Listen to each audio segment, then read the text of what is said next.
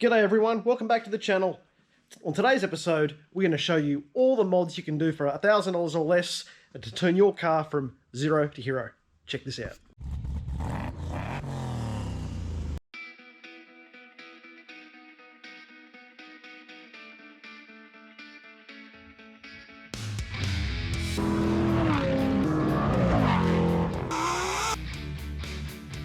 She's a duck's guts.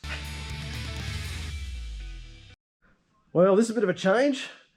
Bathurst in February. It's not often you see that. It's normally dear old October when that weekend comes around and we see the Battle of Bathurst. But it's in for a real treat today, and temperatures seem pretty hot up there. And just watching the top 10 shootout here, and it's interesting to see how some of these new drivers and combinations go. So that's going to keep us entertained. But that's not the purpose of today's video. Today's video is all about these top 5 mods, and not mods in terms of cost, but the least amount of cost, because not everyone's got $1 million to spend on their car to get some, good gains out of it. But we want to share with you everything. These are tried and tested mods, $1,000 or less, each of the mods, and what sort of impact they can have to your car. So if you watch this channel religiously, you're probably a General Motors or a Chevrolet powered fan for horsepower. And for those of you that have got a stock Gen 3 or Gen 4 powered LS Commodore, you've probably, seen this scene before. So our first mod is about the intake. The intake's really important. General Motors and Holden did a great job of getting cold air and some sort of ducting in, but then you've got to route through this, you've got to go through a panel filter, you've got to come up through the mass airflow sensor, then you've got to come around this gap here, then you've got to stop, then you've got to make a right-hand turn, then you've got to get through the throttle body. Oh, what a debacle. Anyway, the best idea, and the first modification you should do with an intake, is to free up the cold air and reduce the amount of distance that your poor air has to do before it gets into the throttle body. So that's the stock. Let's go have a look at the mod, and I'll tell you how much the mod is. So the mod that we've done on all our race cars is what's referred to as a over the radiator cold air intake. Couple of brands that come out. So VCM make a model like this, as do Harrop. And I'm sure there are some other brands out there as well. But it's called over the radiator because it does that exactly. It actually mounts over the top of the radiator. It gets cold air coming through in a panel style filter. And then it's got like a concave effect that rams air directly through the mass airflow sensor into the throttle body and then into the air intake. So what does this do? Cold air charge, reduce the volume of distance that it has to go straight into the intake, and with a high flow filter as well. So why does this make power? More air into the mixture, cold air at that rate as well into your fuel charge. So that's the first mod. First mod, $499. Half the price of the $1,000 limit we've got for all these mods. And if you do it yourself, that's where the price ends. So you can actually pick these up even cheaper secondhand. So that's our first mod, and as you can see, very, very different to a stock intake. Now, what some people do, they put a mass pod here, and that's a debacle too, because it gets all the hot air from the engine bay, and you might get these nice growly induction noises. If you are going to run a pod setup, get a cold box in here, seal it off from the hot engine temperatures, and then run some sort of ducting underneath the headlight here to get the cold air. But still, to my view, that's longer distance as well compared to an over-the-radiator intake. So for Clooney, our blown LS7, it's got a over-the-radiator, as does Black Betty, our track ute. All right, on to the next one. Next modification is the exhaust. If you're getting more cold air into the engine, you've got to get air out of the engine. And this is part of an exhaust of a stock system. And as you can see, roughly 2-inch pipes here on these Gen 3, Gen 4 Commodores.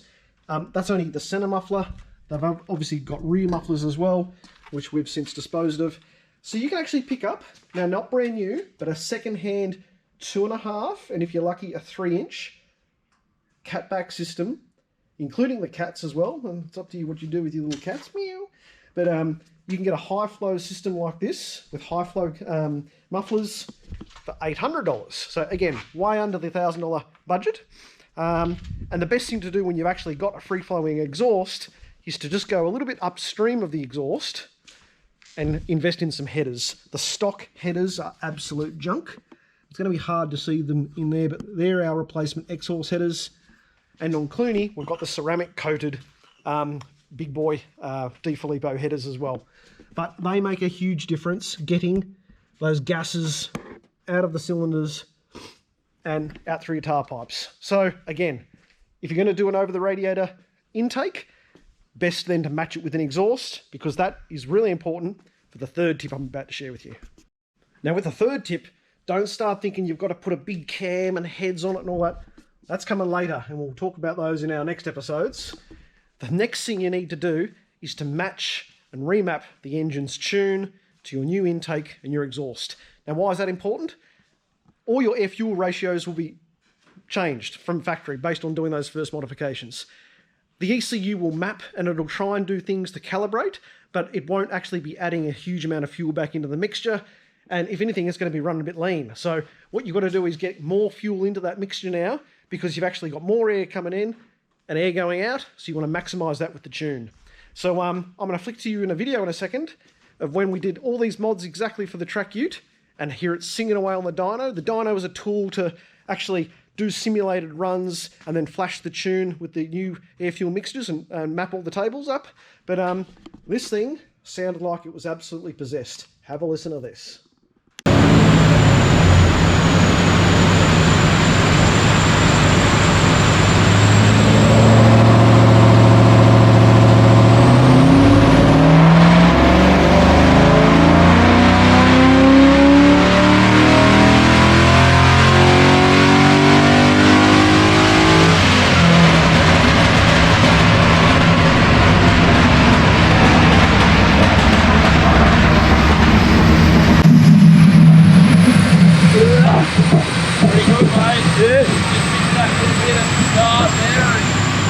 Just let us flat out long. Yeah, it's meant to be there.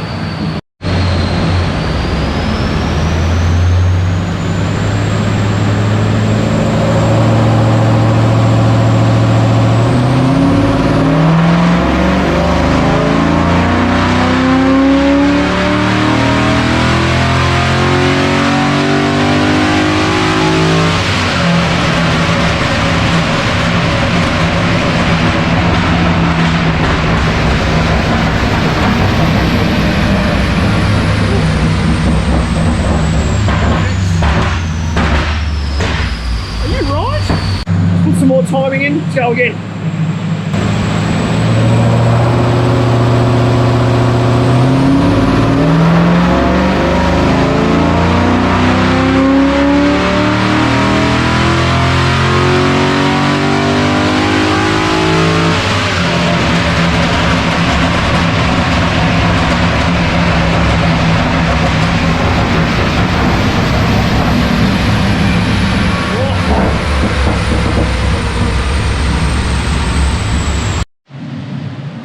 Our last run. Power here, torque here, so what are we? Sort of 560? Yeah, about that, mate. 560. It's alright. Happy with it, Frankie? So here's the baseline run. 238, and look at those AFRs. They start there, and oh my god. Very bad.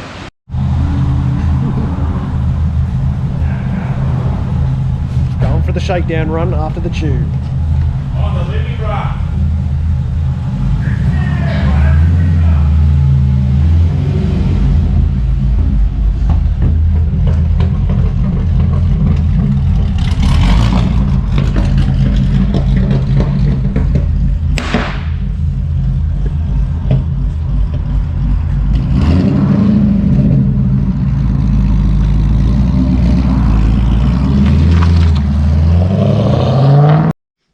I hope you enjoyed that. I'll tell you what, it's you know, goosebumps on the back of the neck and hairs on the arms. I'll tell you what.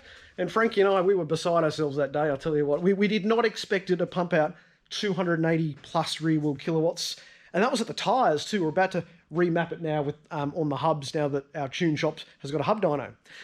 So over the radiator intake, big bore exhaust and headers. You've now got your tune. So now the car's going good, which is great. You've got to get that grunt to the road. And the best thing to do for less than $1,000 is to go and invest in some semi-slicks. Now, you can spend a lot more than $1,000, but guess what? We picked up these guys, Nitto NTO5s, for $180 a corner. And that means it comes way in under budget. Now, if you're really pedantic and all the rest of it, you can go to Tyre Ruler and you can get St. George tyres and you can try and get discounts and get older batches and all the rest of it.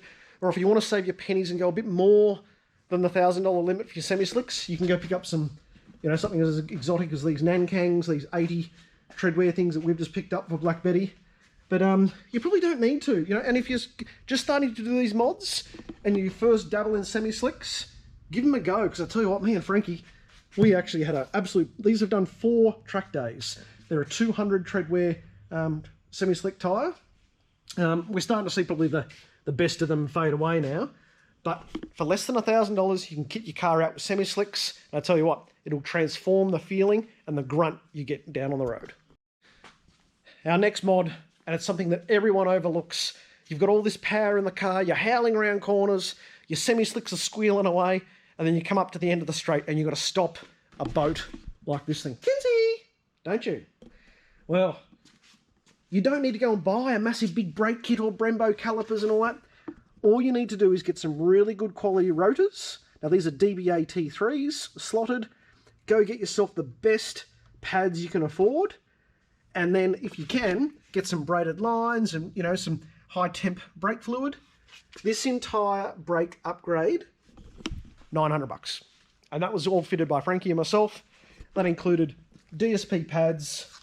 They're the old rotors. We've got DBA rotors, as I've mentioned. Frodo DSP pads. And chalk and cheese compared to the standard brakes. So you don't need to go and spend this money on AP racing calipers and all that. Sure, if you've got the money and all that, but this is a budget episode. This is about if you've got $1,000 that you squirrel away and keep them away from Mrs. Fred and Mrs. Frankie, and you want to lash out and do little mods to your car, you can do it. You can get a whole brake upgrade kit, $1,000. Go do it. Well, that's it, YouTube. 5 tips. All of them under $5,000. If you want to do all of them, you know, heaps under $5,000. Particularly if you do all the work yourself. And then you can start hopping in your little SS and thinking that you're Peter Brock or Dave Reynolds or, God forbid, Marcus Ambrose. Oh, do you see that? No Scott McLaughlin this year, so they're reckoning Chaz Mostert might have a go, and it'll be interesting to see, but yeah, I just can't believe what's happened to Erebus. They've seriously missed the trick here, losing Penrite as a major sponsor, and obviously losing Reynolds as well. But anyway, we're still keeping number 9 on our car, because I was number 9 a long time before Dave Reynolds, so that's why it's on the go-kart too. All good. Hope you enjoyed that. Bit of a different episode. Top 5 tips. Mods, less than $1,000. Don't do it for Dale, do it for Rocky. Catch you later.